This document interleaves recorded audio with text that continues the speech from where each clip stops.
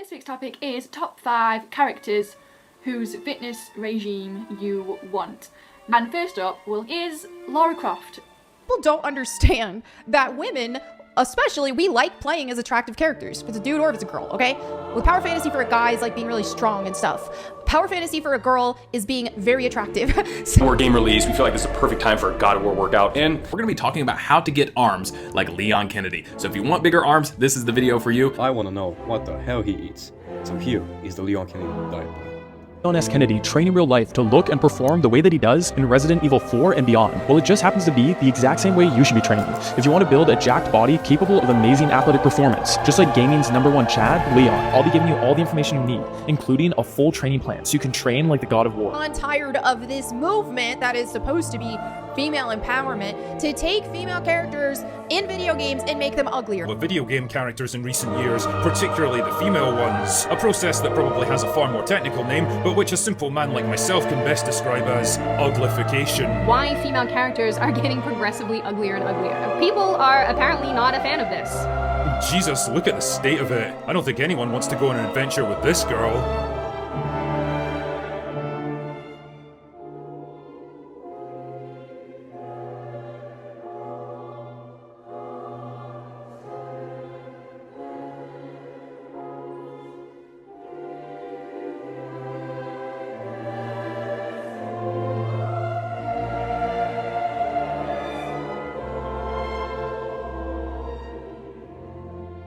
Have you ever fought with a sibling or a friend over who gets to play a certain character in a video game? Most of the time, it's the strongest looking character, or the one we think is the most attractive. Most of us grew up playing video games, especially if you were born in the early 2000s, during the rise of PlayStation, Wii, Xbox, and PC gaming.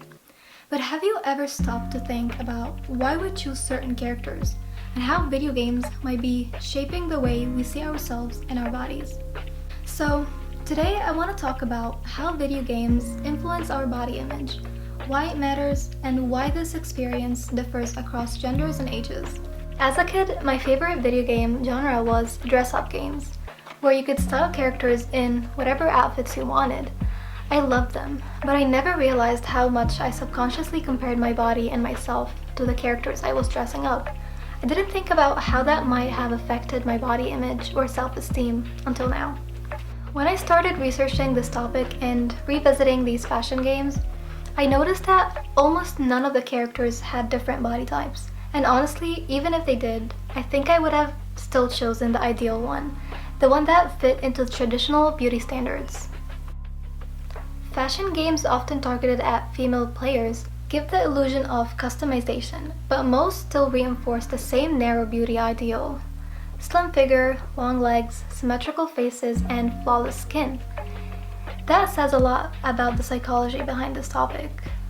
But this issue isn't just about fashion games or female players. It's also deeply embedded in combat video games, which are often played by male gamers. When do I look like you? In what way? Like, bigger. When do I get muscles like yours? When you work for them. But Baldur was really strong, and he didn't have any muscles. My strength does not come from my body, but both are honed by discipline. What's that mean? Means you've got the strength of a god no matter what, lad.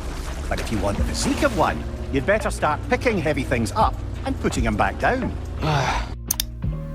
Male protagonists in video games are usually hypermuscular, like Kratos from God of War, or tall and lean, like Leon Kennedy from Resident Evil. These characters reinforce the idea that strength, power, and athleticism define what a real man should look like.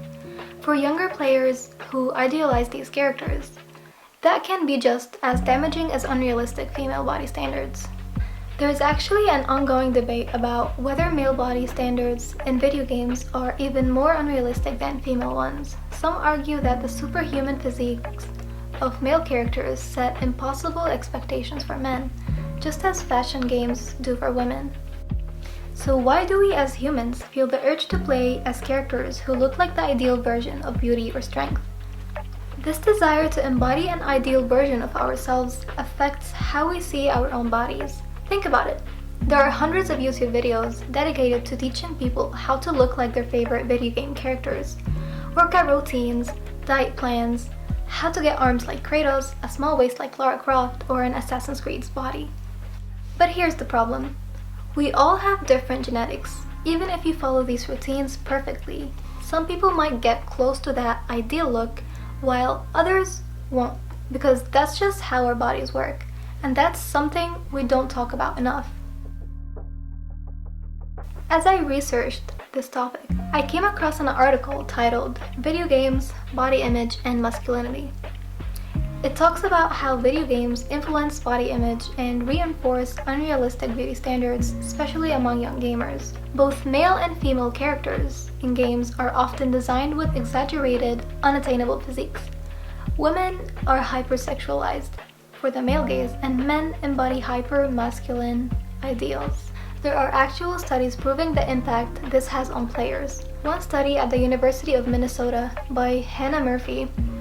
This study found that young players who engage with perfect video game characters tend to compare their own bodies to them, leading to body dissatisfaction over time. Another study at Temple University on sexualization and harassment. This study explored how over-sexualized female characters in games contribute to real-world sexism and harassment. It's not just about body image, it's about how these portrayals shape societal behavior. So video games aren't just entertainment, they actively shape how we view ourselves and others. Despite having the resources to be more inclusive, the gaming industry still prioritizes profit over representation. Female characters remain hypersexualized while male characters are exaggeratedly muscular. This lack of diversity reinforces unrealistic beauty standards and toxic masculinity. And when games do try to include more diverse body types, there is almost always backlash.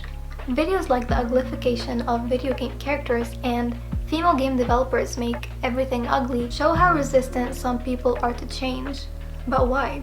Why do so many people hate seeing more realistic, diverse bodies in video games? That's a question we need to ask ourselves more often. Some critics argue that video games should prioritize creative freedom over inclusivity, and that adding more diverse body types is unnecessary or even ruins the aesthetic appeal of a game. They believe characters should look ideal because it enhances the fantasy experience.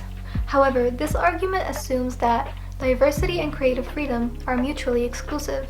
If anything, expanding representation can lead to richer storytelling and a more inclusive gaming community. This is especially important for young gamers who are still forming their self-image.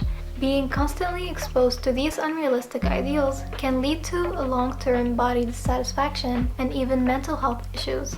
And here's the thing, game developers have the power to change this. They can create more inclusive characters and move away from outdated stereotypes. But it's not just up to them, it's up to us as players to demand better representation. So to sum this video up, video games aren't just about having fun. They shape how we see ourselves and others. From unrealistic beauty standards to toxic masculinity, the impact is real, but it doesn't have to be this way. Let's start a conversation. What do you think? Have you ever felt pressured to look like a video game character? Do you think this is a problem that we need to discuss more often, or do you see it as just a part of the gaming culture?